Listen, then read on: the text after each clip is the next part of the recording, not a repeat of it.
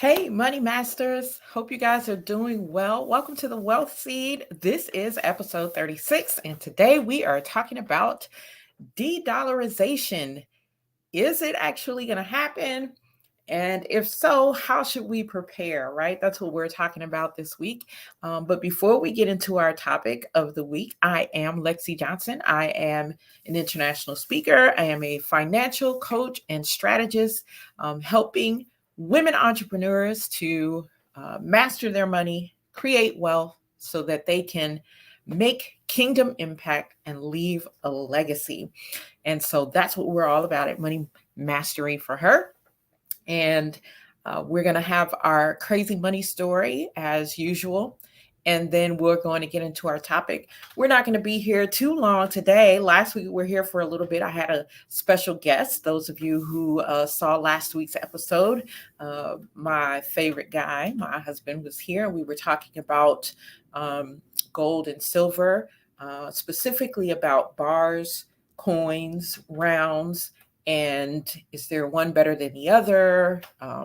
You know, so we talked about that. You can catch it. You can catch that. It's out on YouTube. It's out just almost on all of my platforms. Okay. And today we are talking about de-dollarization and how do we prepare. But first, our crazy money story. And as I am pulling the story up, listen, if you are watching live or you're watching the replay, let us know who you are and where you are watching from. And of course, if you're live, we love for you to engage with us, right? We always we try as much as possible to acknowledge the different comments that are coming in. And if your comments come on the replay, we try very much to get back around, right? And to acknowledge you, just to thank you for checking us out. All right, so our crazy money story for today. Sometimes I like to do weird ways that people can make money. And so I won't share too many today, maybe two, and we'll get right into our topic. And so these are not necessarily that is weird per se. I don't really think they are, but sometimes we just don't think about things that we already have that we can monetize, right?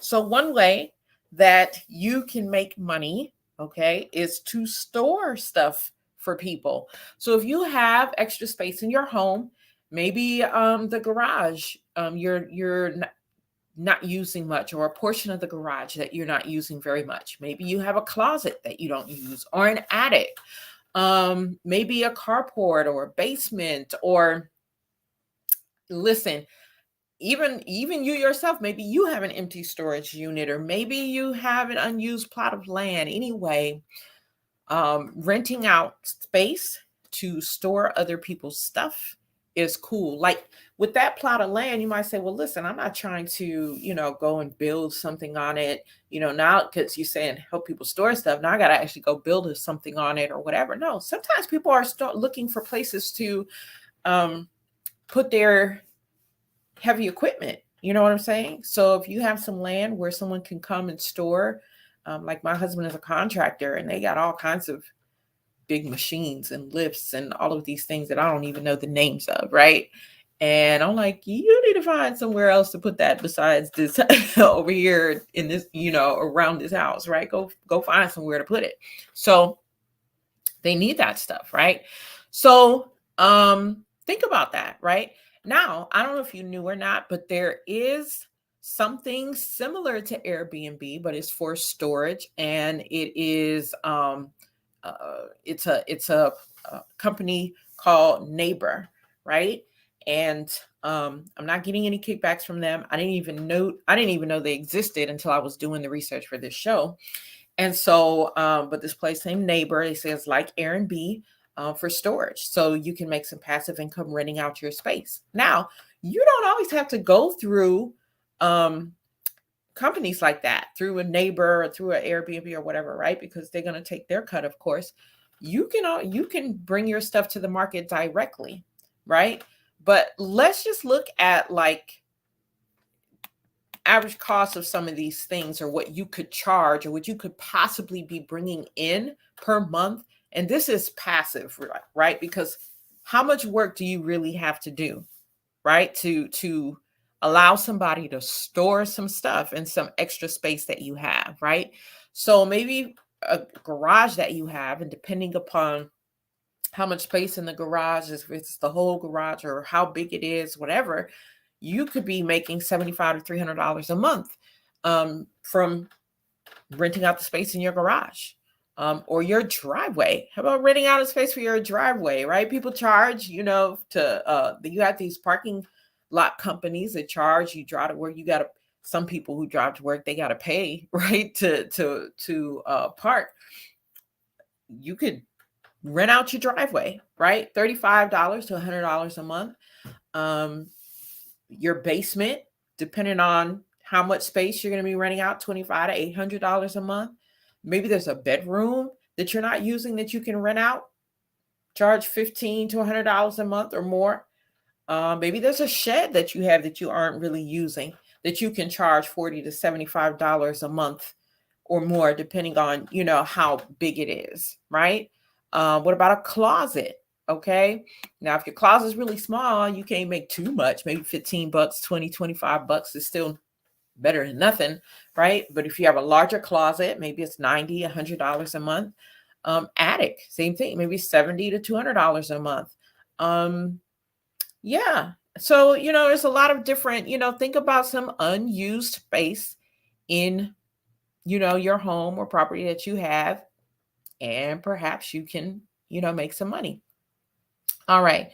Now, another one is to do the same thing like with your car, right? Now, I know most of us have heard of this one by now where you can rent out your car, right? Like, it's not just Enterprise and all these companies doing the renting anymore. They've got Turo, Hire Car, which is like peer-to-peer car rental. And again, you don't have to use these companies. You could just do it directly, right?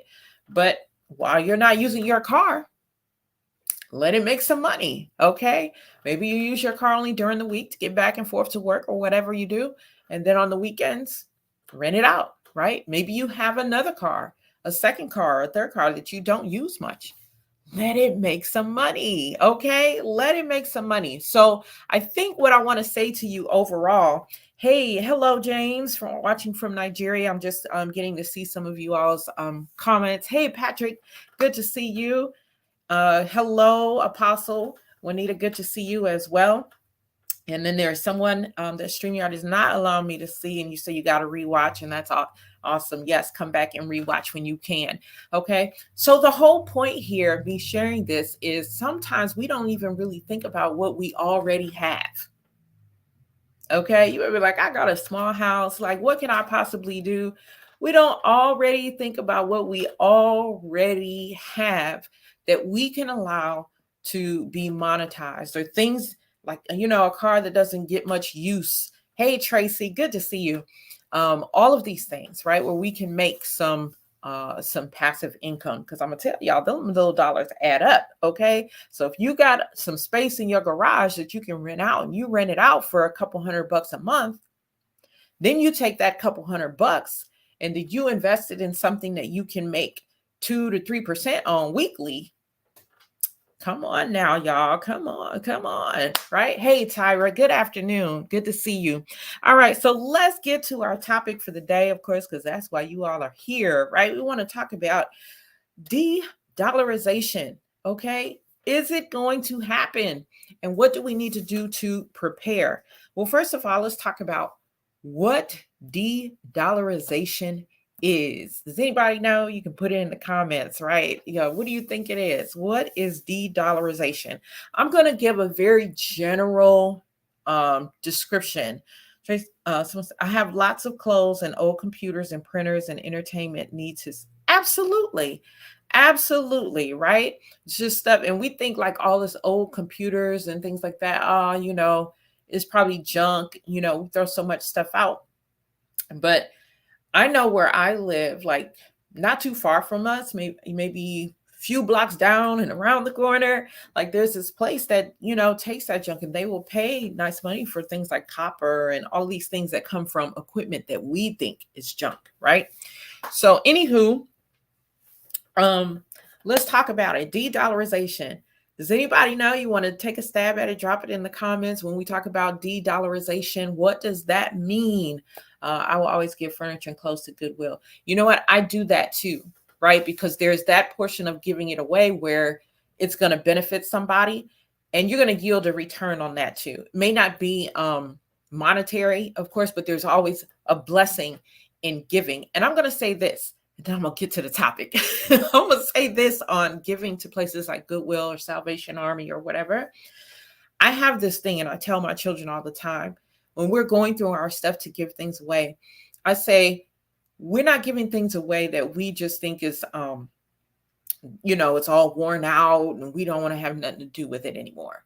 No, why would you give that to someone else? Give something, maybe it doesn't fit anymore. You would still wear it if it fit, right? Like it's in good condition. It's in, don't go giving your rags. You know what I'm saying? Yeah, anyway, I can go on a whole rant about that. But anyway, let's get to de-dollarization. All right. So de-dollarization, what does that mean? Generally speaking, what it means that is that the dollar is losing its value. Okay. The dollar kind of still right now is the world currency. Okay. It's a currency recognized by all the world. It's still kind of, has quite a bit of weight, right, over most countries' currency. However, the value of the dollar is dropping. And there are, talks about, the dollar, oh, it's going to go away completely, or no, it's not going to completely go away, but it is going away. So I can't say if it's ever going to go away completely, but what I will say, what I believe is that it's going to be used less and less. And why do I say that? Because we've got countries who are now, pushing out their digital currencies. They are working in front of the scenes, behind the scenes on a digital system for banks. In fact, here in the US, they've already rolled that system out. It's called Fed Now, FED, capital FED, Now, capital NOW, all one word. Google it, okay? Be in the know. They've already rolled it out. They are already in the process of doing this so that they can move to digital currencies and being able to track digital currencies and all that kind of stuff, okay? So they're in the process of doing that. So now the question is, will these digital currencies completely take over the dollar, right? So initially, I don't think so, right? I think the dollar will be here for a little bit, but I more and more, I believe we're going to get to a place where you're going to see that the dollar is used less and less and less. And of course, what does that mean? If something is used less and less and less, the value of it drops. Okay. If there's no demand for it, the value is going to drop.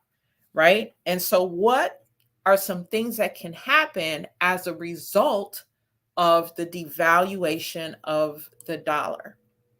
Well, we can go very extreme and talk about, because if we're talking about like if the digital currency just kind of comes in and takes over, right? We still have a little bit of use of the dollar, but this comes in and just it becomes the primary world currency. Well, then we may need to be looking at our retirement accounts, okay, and what they're in, because that's it's going to have an effect on that. It's going to have an effect on the value on those things, because those things are based, the traditional ones anyway, are based on the dollar. Okay, now if you got a gold IRA or your money's invested in commodities or whatever, we're not talking about that. We're just talking about things directly affected by the dollar, right? So also the devaluation of the dollar is going to cause interest rates to just spike massively, right? You think they've gone up now. They will hit the fan, okay? If there's ever a complete, we're not using the dollar anymore, right? The interest rates are going to spike very high. And then you know what that means. People aren't going to be able to get loans so they can get housing, and on and on and on and on and on. Right. So those are some things on the very extreme end that can happen. And so how do we prepare? That's the question, right? How do we prepare? And so today I want to talk to you about that for the next like 6 minutes. I want to talk to you about how to prepare, but I want to come from the perspective of just preparing for any kind of disruption, right? A few years ago, we had that old pandemic, right? But there could be all kinds of things that could happen. There could be a famine. It could be all kinds of things. There could be a weather, destruction of some vast kind, right? So this stuff that I'm going to share with you on how to prepare is just in general. Okay. So number one, take care of yourself. All of us can improve our health in some sort of way, right? What does this matter to any kind of destruction or any kind of mishap or anything that can happen, including the devaluing of the dollar? What does that have to do with anything? Listen, you want to be in good health because these situations like this can bring about a lot of stress.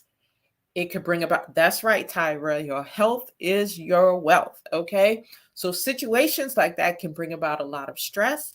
And if you're in a bad place in terms of your health, situations like that can even take you on out of here. Okay.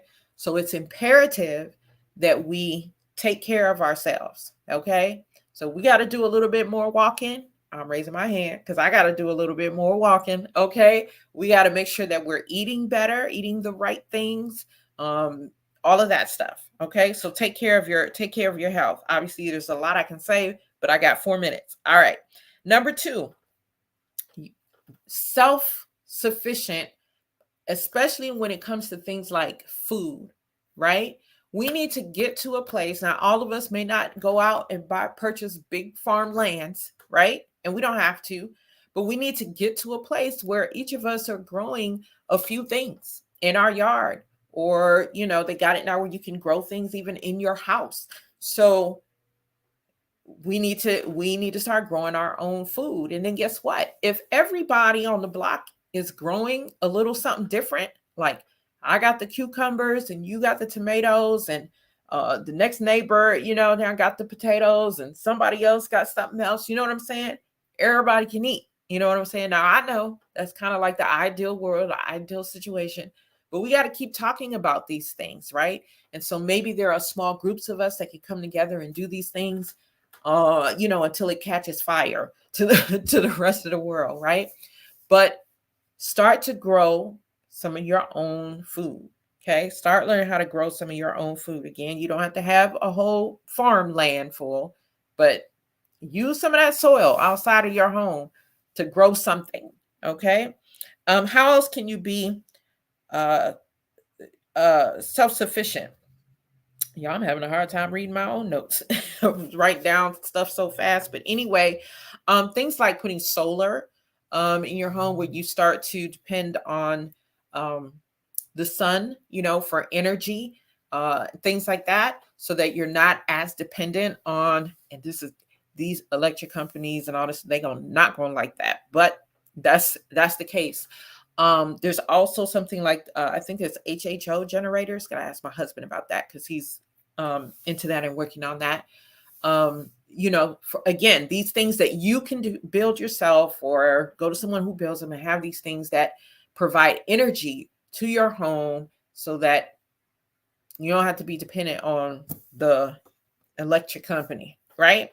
So start thinking about those things. All right. Number 3, educate yourself in finance and economics. Listen, y'all, I know this is not the topic that people think is sexy, right? In fact, I didn't used to think it was sexy when I was in school, and even in my young years. It wasn't even until 2012 until it became sexy to me. And that was because I had gone through so much devastation financially. I had to get stuff together. And then I was like, wait a minute, this is some good stuff. Okay. So educate yourself. In finance and economics, one great place to start is with Robert Kiyosaki's book, Rich Dad, Poor Dad. I recommend everybody read it. I don't care if you don't plan on opening a business. It's really not just about business. It's about just how money works. That's what his books are about. So start with that book. If you've never read economics or finance book before, start with that one. Read all his books and then expand out to some others, right? All right. And then make a plan, make a financial plan. Okay. Make a plan. We make plans for all kinds of other things in our lives, but we do not plan for our finances. We just be willy-nilly in it with our finances, right? Make a plan. You might need to hire a professional to help you make a plan, right? So, and when I say a professional, I may be saying like, a financial coach, consultant, and I don't want to get off into that too, but just make sure you know who does what, right? An advisor is different from a coach. A coach is different from a consultant and planner. If you got somebody who can do a little bit of all of that, like myself, then you good, right? So anyway, make a plan, work that plan, okay? Do not waste time when it comes to finances. Time is a commodity we cannot get back, okay? We cannot get it back. All right. Number 4, invest in yourself. Learn some new skills. Okay. Learn some new skills. When calamities happen or things like that, these things, those times, those eras, the future, all of that is going to favor the people who understand, who have learned new skills and who can adapt and change. Okay? Because maybe what you're doing right now, maybe after de-dollarization or some other kind of calamity, maybe it need to be switched up. Okay? So you don't want to be caught off guard. Learn some new skills. All right, number 5, emergency fund. Emergency fund. We are going to be talking about that very heavily in the coming in a few weeks. If you're part of my Money Mastery for Her group, got something special coming for you because I'm going to be teaching you not only how to start one, not only how to keep one, but how to multiply one without having to contribute to it regularly. Would you like to know that? How do I start an emergency fund with a certain amount of money and I don't have to keep putting money in it, but it's going to grow anyhow? And I have access to it. And it's where they do that at, right? We're going to be talking about that and so much more. Anyway, number 6, diversify your source of income. Diversify your sources of income and make sure that when you diversify your sources of income, that they're not income streams where you always have to show up. Okay, because if you always have to show up and do the work, you're going to tire yourself out. And then that's going to violate number 1, your health, right? So you want to diversify your source of income. And though you want those sources of income to be passive or, something where you don't always have to show up. All right.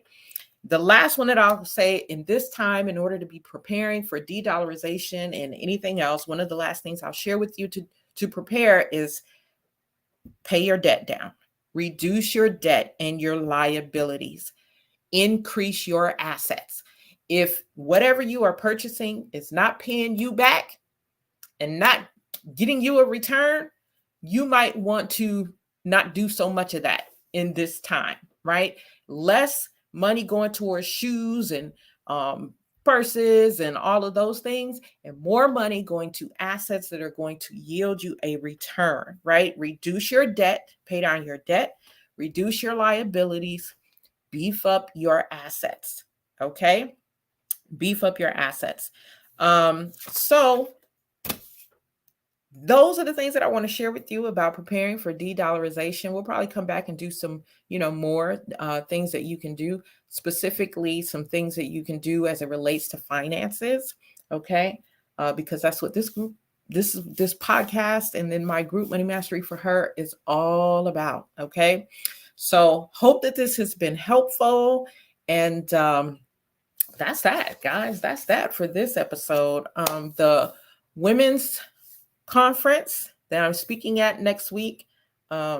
I believe God Ministries hosting a women's conference.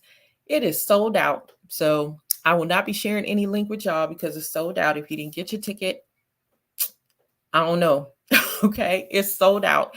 We're going to have a good time. For those of you who will be in the room, we're going to have a great time. You're welcome, Tyra. And then after that, you want to join my Money Mastery for Her group, go to Facebook, do a search, Money Mastery #4, her, and request to join the group because we got some great stuff that's coming up in there. It's going to get, it is fun, but it's going to get funner. Okay. Anyway, that's all. We'll see you guys on the next episode. Peace.